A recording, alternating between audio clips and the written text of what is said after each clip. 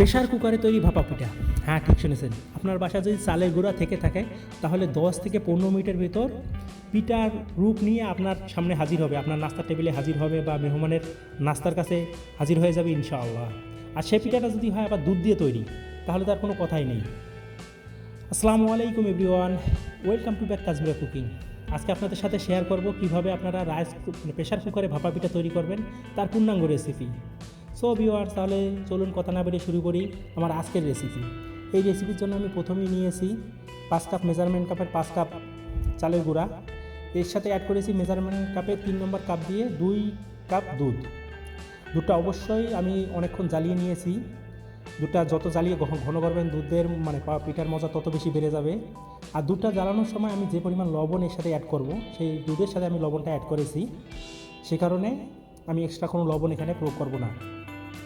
তারপর যখন এটা দেওয়া হয়ে গেছে, তারপরে আমি এটা ভালো করে মিক্স করে নিয়েছি। আপনারা অবশ্যই ভালো করে মিক্স করে নিন। মিক্স করা হয়ে গেলে, যখন আপনাদের মিক্স করা হয়ে যাবে, তখন আপনারা এটা সেঁকে নেবেন। আর আপনাদের উদ্দেশ্যে একটি কথায়, আপনারা অবশ্যই খেয়াল রাখবেন, এখানে যদি আপনাদের চাল প্রায় 1 কেজি হয়, চালের গুঁড়া যদি 1 কেজি হয়, তাহলে আপনার দুধ লাগবে 250 গ্রাম। যদি আপনারা প্রেশার কুকারে বানান সেক্ষেত্রে 250 গ্রাম দুধ লাগবে। 250 গ্রাম দুধ হলেই যথেষ্ট। এখানে কোনো ধরনের পানি আমি অ্যাড করিনি, পানি অ্যাড করবেন না আপনারা। তারপর দেখুন কত সুন্দরভাবে আমি এটা সেঁকে নিব। সেঁকে নেওয়া হয়ে গেলে এটা আমি এর ফাঁকে আমি প্রেশার কুকারে পানি গরম দিয়েছি। প্রেশার কুকারে পানি গরম দিয়ে আপনার যখন পানি প্রথম শীষটা উঠবে, শীষটা ওঠার পরে মুখটা প্রেশার কুকারের যে মুখটা সেটা খুলে দিন। খুলে দিয়ে শুধু তারপরে আমি যে কুপিতে বানাবো সেই কুপিটা আপনারা এখানে চাইলে স্টিলের কুপিও ব্যবহার করতে পারেন, লোহার কুপিও ব্যবহার করতে পারেন, আবার প্লাস্টিকের কুপিও ব্যবহার করতে পারেন। এখানে কুপিতে যখন চালের গুঁড়া দিবেন আপনাদের খেয়াল রাখতে হবে, অবশ্যই এখানে কোনো ধরনের চাপ প্রয়োগ করবেন না। চাপ প্রয়োগ করলে পিঠাটা আপনার কুপে থেকে পিঠা হবে, বাট পিঠা খুলে আসবে না, সেক্ষেত্রে পিঠাটা ভেঙে যাবে। প্রথমে আমি তারপরে এখানে ঘিয়ে ভাজা বাদামের গুঁড়া দিয়েছি, তার সাথে অ্যাড করেছি গুড়, তার সাথে অ্যাড করেছি নারিকেল কুড়া। তারপর ভালো করে চালের গুঁড়া দিয়ে নিয়েছি। আবার চালের গুঁড়া দেওয়া হয়ে গেলে হালকা হাতে, একেবারে হালকা হাতে ভালো করে মিক্স সমান করে এর উপর আমি কিশমিশ ছিটিয়ে দিয়েছি, কিশমিশ বিছিয়ে নিয়েছি। আপনারা যেভাবে ডেকোরেশন করতে পারেন ডেকোরেশন করবেন। আপনারা একটা জিনিস ভালো করে মনে রাখবেন, যে কোনো খাবার দেখতে যত সুন্দর খেতে তত সুন্দর, তার থেকে বেশি সুন্দর। যদি দেখতে ভালো না লাগে তাহলে খেতেও ভালো লাগবে না। সেজন্য আপনারা যত সুন্দর পারেন ডেকোরেশন করুন। দেখুন আমার প্রেশার কুকারে প্রথম যখন শীষটা উঠেছে, পানি গরমে দিয়েছি, শীষটা উঠেছে, তখন আমি ওই শীষটা খুলে ফেলেছি। শীষটা খুলে ফেলার পরে আমি ওর ভিতরে এটা ডুবিয়ে দিয়েছি। একটা পিঠা হতে সময় লাগবে আপনার সর্বোচ্চ 1 থেকে 1.5 মিনিট। 1 থেকে 1.5 মিনিটের ভিতর দেখুন আমার পিঠা তৈরি হয়ে গেছে। দেখুন এখানে হাত দিয়ে একটু চাপ প্রয়োগ করলেই আপনার হাতে যদি কোনো ধরনের আটা বা পানি না আসে, মনে করবেন আপনার পিঠা হয়ে গেছে। দেখুন পিঠাটা আমার তৈরি হয়ে গেছে। এবার আমি পিঠাটা আপনাদের খুলে দেখাইতেছি।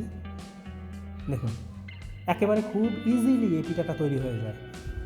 আর আপনাদের উদ্দেশ্যে একটি কথা, আপনারা যদি এই পিঠা ওই 1 কুপিতে বারবার বানান, সেই ক্ষেত্রে আপনারা অবশ্যই একবার কুপিতে বানার পরে যে ঘামটা ভিতরে লেগে থাকবে, সেই ঘামটা অবশ্যই ভালোভাবে মুছে পরিষ্কার করে নিন, একেবারে ঝরঝরা করে নিন, নতুবা পিঠাটা আটকিয়ে যাবে। দেখুন আমার পিঠাগুলো খুব ইজিলি তৈরি হইতেছে।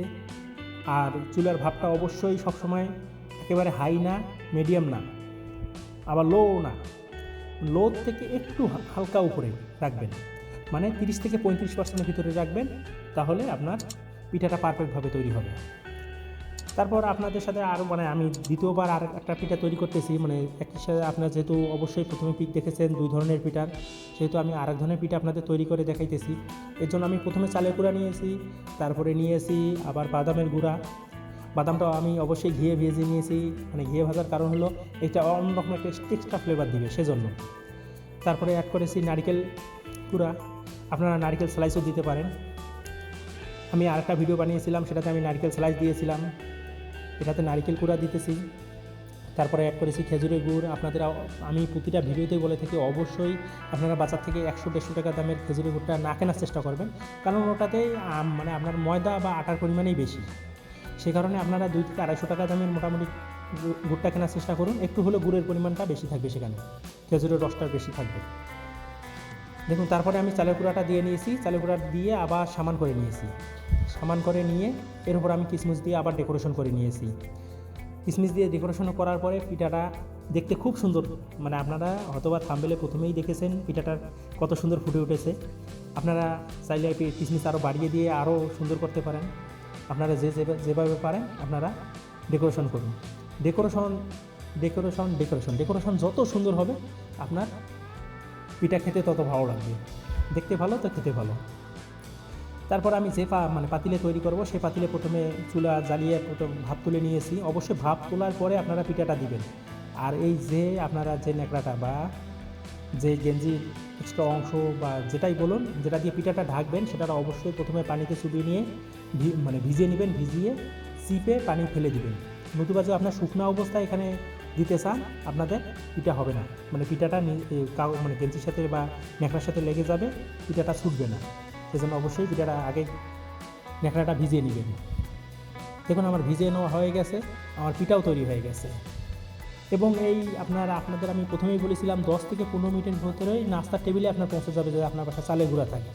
দেখুন আমি কত সহজেই আপনাদের পিঠাগুলো তৈরি হয়ে গেছে। সো ভিউয়ার্স, এই ভিডিও নিয়ে যদি আপনাদের কোনো ধরনের কমেন্ট থাকে অবশ্যই আমার কমেন্ট বক্সে কমেন্ট করবেন, আমি রিপ্লাই দেওয়ার চেষ্টা করব। নতুবা আপনারা কোন ধরনের রেসিপি দেখতে চান সেই ধরনের রেসিপিও যদি আপনারা জানতে চান অবশ্যই আমার কমেন্ট বক্সে কমেন্ট করবেন, আমি তারও রিপ্লাই দেওয়ার চেষ্টা করবো ইনশাআল্লাহ। আর সেই ধরনের ভিডিও নিয়ে আসার চেষ্টা করবো ইনশাআল্লাহ। আর আপনাদের উদ্দেশ্যে একটি কথা, যদি আমার ভিডিওটি আপনারা ইউটিউব থেকে দেখে থাকেন অবশ্যই লাইক, কমেন্ট এবং সাবস্ক্রাইব করবেন এবং পাশে থাকা বেল আইকনটি প্রেস করে রাখবেন পরবর্তী ভিডিওর নোটিফিকেশন পাওয়ার জন্য। আর যদি আপনারা ফেসবুক থেকে দেখে থাকেন অবশ্যই লাইক, কমেন্ট, শেয়ার ও ফলো করার জন্য বিশেষ অনুরোধ রইল। আসসালামু আলাইকুম।